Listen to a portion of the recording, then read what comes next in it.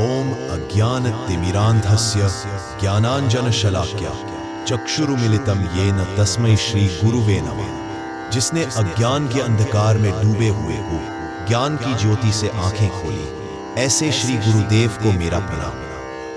कभी कभी हमारे जीवन में कुछ लोग ऐसे आते हैं जो मुस्कुराते हैं, बातों से मोह लेते हैं, लेकिन अंदर ही अंदर हमारी ऊर्जा को समाप्त कर देते हैं। हमारी शांति, हमारी साधना और हमारी आत्मिक यात्रा को धीरे धीरे मार देते हैं और हमें पता भी नहीं चलता। इसका एक मुख्य कारण है आपके आसपास के लोग। परमहंस योगानंद जी कहते हैं, जब तक आप नकारात्मक संगत से खुद को नहीं बचाएंगे, तब तक ईश्वर की कृपा भी आपके भीतर उतर नहीं पाएगी। क्योंकि संगत सिर्फ एक सामाजिक अनुभव नहीं है, ये आपकी चेतना पर असर डालती है, आपकी ऊर्जा को उठाती है या गिरा देती है। बहुत से लोग बाहर से तो बहुत प्रेमी, शांत या बुद्धिमान दिखते हैं, पर उनके अंदर की ऊर्जा इतनी भारी होती है कि अगर आप सतर्क न रहें तो वो आपकी आत्मिक तरक्की को धीरे धीरे खा जाती है। आप खुद नहीं समझ पाते कि क्यों आपका मन बेचैन है, क्यों साधना में रस नहीं आ रहा। योगानंद जी ने चेतावनी दी थी, कुछ प्रकार के लोग ऐसे होते हैं जिनसे दूर रहना आत्मा के विकास के लिए उतना ही जरूरी है जितना कि भोजन जीवन के लिए। इस वीडियो में आज हम जानेंगे वो 4 तरह के लोग कौन हैं, क्यों उनकी संगत आत्मा के लिए जहर है और कैसे उनसे दूरी बनाकर हम ईश्वर के करीब जा सकते हैं। अगर आप अपने जीवन में सच्ची शांति, दिव्यता और स्थायी आनंद पाना चाहते हैं तो यह वीडियो आपके लिए एक चेतावनी और एक प्रकाश दोनों है। पहला, नकारात्मक सोच वाले लोग जो हर बात में दोष ही देखते हैं। परमहंस योगानंद जी कहते थे, आप जिनके साथ रहते हैं उनके विचार आपके चित्त पर छपने लगते हैं। चेतना किसी भी वस्तु की तरह संक्रामक होती है, जैसे बीमारी फैलती है वैसे ही सोच भी फैलती है। इसलिए सबसे पहले जो लोग आपके आत्मिक विकास को रोकते हैं वे होते हैं नकारात्मक सोच वाले लोग। ये वे लोग हैं जो हर परिस्थिति में सिर्फ समस्या देखते हैं, हर प्रयास में केवल असफलता की आशंका खोजते हैं और हर व्यक्ति में कमी ढूंढने की आदत रखते हैं। ऐसे लोग दिखने में सामान्य हो सकते हैं, वो आपके दोस्त, रिश्तेदार या यहाँ तक कि कोई करीबी हो सकते हैं, पर उनकी संगत धीरे धीरे आपके मन के सकारात्मक भावों को कमजोर करने लगती है। अगर आप किसी काम के लिए प्रेरित होते हैं तो वे कहते हैं, इससे कुछ नहीं होगा, बेकार है, दुनिया ऐसी ही है, तू क्या बदल लेगा। यही निराशा आपके भीतर आत्मविश्वास की आग को बुझा देती है। ध्यान में बैठने का मन नहीं करता क्योंकि मन में पहले से ही अशांति का बीज बो दिया गया होता है। आप परमात्मा से जुड़ने की कोशिश करते हैं, लेकिन हर बार वो आवाज आपको रोकती है आगे बढ़ने से। नकारात्मक सोच वाले व्यक्ति की ऊर्जा ऐसी होती है कि वो आपके चारों ओर एक अदृश्य भय और असफलता का वातावरण बना देते हैं।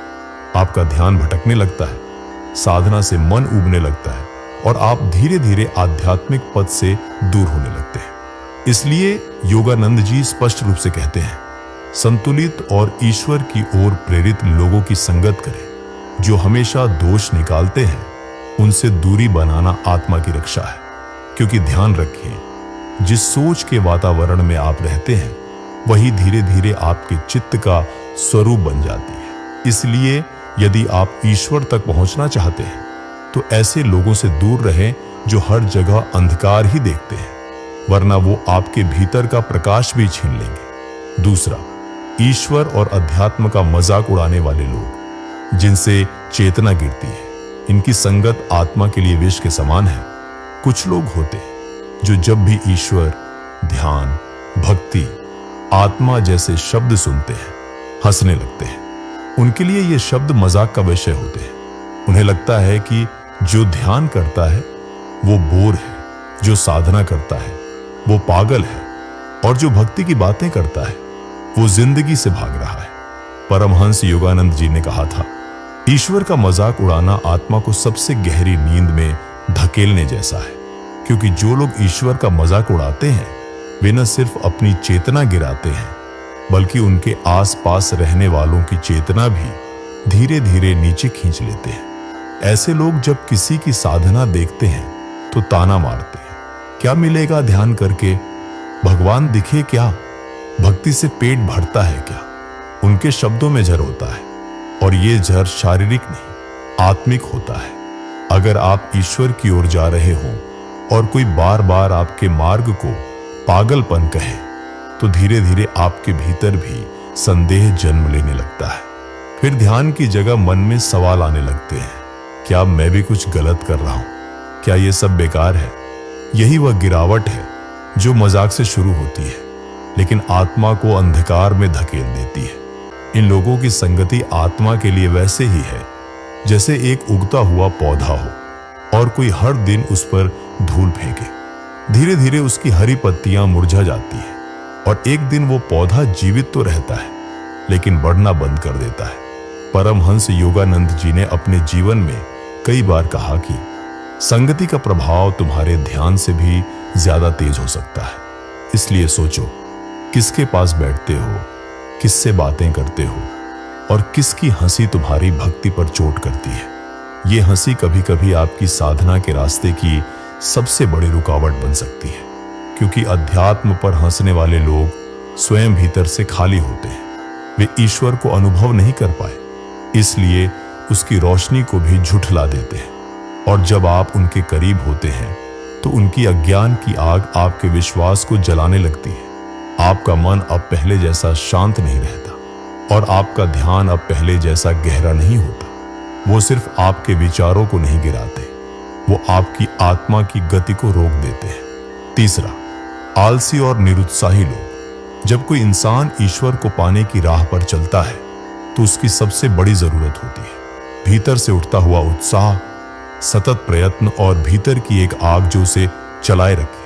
लेकिन अगर उसके आसपास ऐसे लोग हों जो हर समय आलस्य में डूबे हों, जिन्हें ना अपने जीवन का उद्देश्य पता हो और न आत्मा की यात्रा की कोई चिंता, तो वो इंसान भी धीरे धीरे उन्हीं की ऊर्जा में बहने लगता है। आलसी व्यक्ति हर बात को टालता है। वो कहता है, अभी समय नहीं है, ध्यान भक्ति तो बुढ़ापे के लिए है, जिंदगी तो वैसे ही चल रही है। वो हर उस चीज को जो आत्मा को उठाती है बोझ समझता है। वो साधना को समय की बर्बादी कहता है।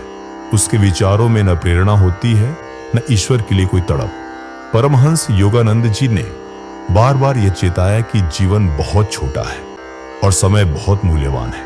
अगर तुम हर दिन को आलस्य में गंवाओगे तो वो जीवन जो परमात्मा की अनुभूति के लिए दिया गया था एक बोझिल भ्रम बनकर रह जाएगा। निरुत्साही लोग सिर्फ अपने जीवन को नहीं रोकते, वे दूसरों के भी उत्साह को निगल लेते हैं। उनकी उपस्थिति में धीरे धीरे साधक की चेतना भी भारी हो जाती है। मन में संदेह बढ़ता है, क्या ध्यान से कुछ होगा, क्या ईश्वर मिलते हैं, क्या इस रास्ते की कोई मंजिल है। ऐसे लोग बिना कुछ कहे भी अपने व्यवहार से दूसरों के भीतर एक सुस्ती पैदा कर देते हैं।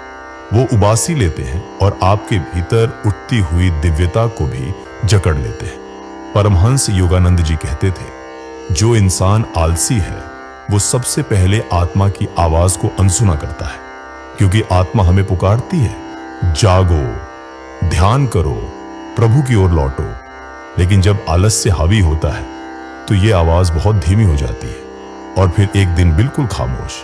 इसलिए जब कोई निरुत्साही व्यक्ति कहता है, भाई इतना क्यों सोचते हो, जिंदगी मस्त चल रही है, तो समझो उसने अपने भीतर की आवाज को कब का खो दिया है। वो अब सिर्फ बाहरी जीवन जी रहा है, एक ऐसी नींद में जहां से जागना मुश्किल होता है। ऐसे लोग हर उस दीपक की लौ को बुझा देते हैं जो जीवन को प्रकाश देना चाहता है। उनके पास कोई दृष्टि नहीं होती, कोई दिशा नहीं होती और न ही आत्मा के उत्कर्ष की कोई ललक। परमहंस योगानंद जी कहते हैं, अगर जीवन में तुम्हारे पास समय है तो उसे ईश्वर के लिए दो, वरना तुम सिर्फ सांस लोगे लेकिन जियोगे नहीं। चौथा, अहंकारी और दिखावे वाले लोग जो ईश्वर से दूर कर देते हैं। कभी आपने गौर किया है, कुछ लोग हमेशा ये जताते हैं कि उन्होंने कितना कुछ किया है, वो कितने सफल हैं, कितने ज्ञानी हैं और उनका आध्यात्मिक स्तर कितना ऊंचा है, लेकिन उनके शब्दों में नम्रता नहीं होती, उनकी आंखों में करुणा नहीं होती और उनके चेहरे पर कभी भी ईश्वर की विनम्र झलक नहीं दिखती। ऐसे लोग जीवन में साधना का नाम तो लेते हैं, पर उनका हर कर्म दिखावे से भरा होता है। वो मंदिर जाते हैं तो फोटो खिंचवाते हैं, ध्यान करते हैं तो दूसरों को दिखाने के लिए। उनका धर्म एक प्रदर्शन है, एक मंचन, जिसमें आत्मा की सच्चाई कहीं पीछे छूट जाती है। परमहंस योगानंद जी ने कहा था, जहां दिखावा है वहां ईश्वर नहीं होता, और जहां अहंकार है वहां आत्मा मौन हो जाती है। जब कोई व्यक्ति बार बार ये जताता है कि मैं कितना बड़ा साधक हूं, मैं कितनी पूजा करता हूं, मेरी शक्ति कितनी ऊंची है, तो समझिए वहां मैं का अहंकार इतना प्रबल है कि उसने ईश्वर को किनारे कर दिया है। ऐसे लोगों की संगति खतरनाक होती है, क्योंकि जब आप उनके पास रहते हैं तो धीरे धीरे उनके अहंकार की ऊष्मा आपकी विनम्रता को सुखा देती है। आप भी अनजाने में उनके जैसे बनते जाते हैं। आपकी साधना अब भीतर की प्यास से नहीं, किसी की सराहना के लिए होने लगती है। आपकी भक्ति अब एक भाव नहीं, एक दिखावा बन जाती है। अहंकार किसी रोग की तरह होता है, छिपा हुआ लेकिन धीरे धीरे फैलता हुआ, और जो लोग उसमें डूबे होते हैं वो खुद को भी ईश्वर से दूर करते हैं और दूसरों को भी भ्रमित करते हैं। परमहंस योगानंद जी ने अपने जीवन में कभी भी यह नहीं कहा कि वह महान है, बल्कि उन्होंने खुद को ईश्वर का छोटा बच्चा कहा, एक छोटी आत्मा जो बस प्रेम चाहती है। लेकिन अहंकारी लोग हमेशा बड़े दिखना चाहते हैं। वे दूसरों को छोटा दिखाकर खुद ऊंचा महसूस करते हैं, और यही सबसे बड़ी बाधा है ईश्वर तक पहुंचने में, क्योंकि जहां मैं खड़ा है वहां वो ईश्वर नहीं आ सकते। तो इसका समाधान क्या है? निस्वार्थ भक्ति और विनम्रता का अभ्यास। जब हम खुद को पूरी तरह ईश्वर को समर्पित कर देते हैं, जब प्रार्थना में हम कहते हैं, हे प्रभु मैं कुछ नहीं, आप ही सब कुछ हैं, तब धीरे धीरे अहंकार पिघलने लगता है। भक्ति का असली रूप वह है जिसमें मैं गायब हो जाता है, सिर्फ प्रेम रह जाता है। भक्ति कोई रस्म नहीं, यह आत्मा का पूर्ण समर्पण है। जब आप ईश्वर को अपना कर्ता मानते हैं तो धीरे धीरे मैं कर रहा हूं की भावना मिटती जाती है, और तब ईश्वर प्रकट होता है। दूसरा, विनम्रता का अभ्यास। विनम्रता कोई कमजोरी नहीं, यह सबसे बड़ी आध्यात्मिक ताकत है। जब आप हर व्यक्ति में ईश्वर को देखने लगते हैं, तब आप अपने अहंकार से ऊपर उठने लगते हैं। झुकने से आत्मा ऊंची होती है। जैसे झुका हुआ पेड़ ही फलदार होता है, वैसे ही झुका हुआ हृदय ही ईश्वर का सच्चा मंदिर होता है। तो मेरे प्रिय मित्रों, जीवन में हर किसी से रिश्ता रखना जरूरी नहीं होता। कभी कभी कुछ रिश्तों से दूरी बनाना ही आत्मा की रक्षा होती है। परमहंस योगानंद जी बार बार हमें यह चेतावनी देते हैं, संगति तुम्हें ऊंचाई पर ले जा सकती है, और संगति ही तुम्हें रसातल में गिरा सकती है। यह सिर्फ साधु संतों की बातें नहीं है, ये आत्मिक विज्ञान है। क्योंकि आत्मा नाजुक होती है, वो प्रेम और सत्य से खिलती है, लेकिन जहर और अहंकार में मुरझा जाती है। तो प्रश्न ये नहीं है कि ऐसे लोग हमारे जीवन में क्यों हैं। प्रश्न यह है कि क्या हम अब भी उनके प्रभाव को अनदेखा कर रहे हैं, या फिर अब समय आ गया है कि हम अपने मार्ग को साफ करें, अपने संग साथ को चुनें और उस दिशा में बढ़ें जहां आत्मा को शांति मिले और हृदय को ईश्वर की अनुभूति। परमहंस योगानंद जी कहते हैं, जो अपने जीवन में सच्चाई, प्रेम और ईश्वर को प्राथमिकता देता है, वो अकेला होकर भी सबसे सुरक्षित होता है। इसलिए डरिए मत। अगर आपको किसी से दूरी बनानी पड़े तो बनाइए, क्योंकि हर दूरी एक नए मिलन की ओर ले जाती है। हर खोई हुई संगति ईश्वर से मिलने का एक और द्वार खोलती है। अपने जीवन को ईश्वरमय बनाने के लिए अपने वातावरण को पवित्र बनाइए, अपने साथ को ईश्वर भक्तों से भर दीजिए, और देखिए कैसे धीरे धीरे आपका जीवन एक तपोभूमि बन जाता है। अगर आपको ये वीडियो पसंद आया हो तो जरूर सब्सक्राइब करें, ताकि हम इस यात्रा में साथ साथ चल सकें। और नीचे कमेंट में बताइए आपने किस प्रकार की संगति अपने जीवन से दूर की है, क्योंकि आपकी कहानी किसी और की प्रेरणा बन सकती है।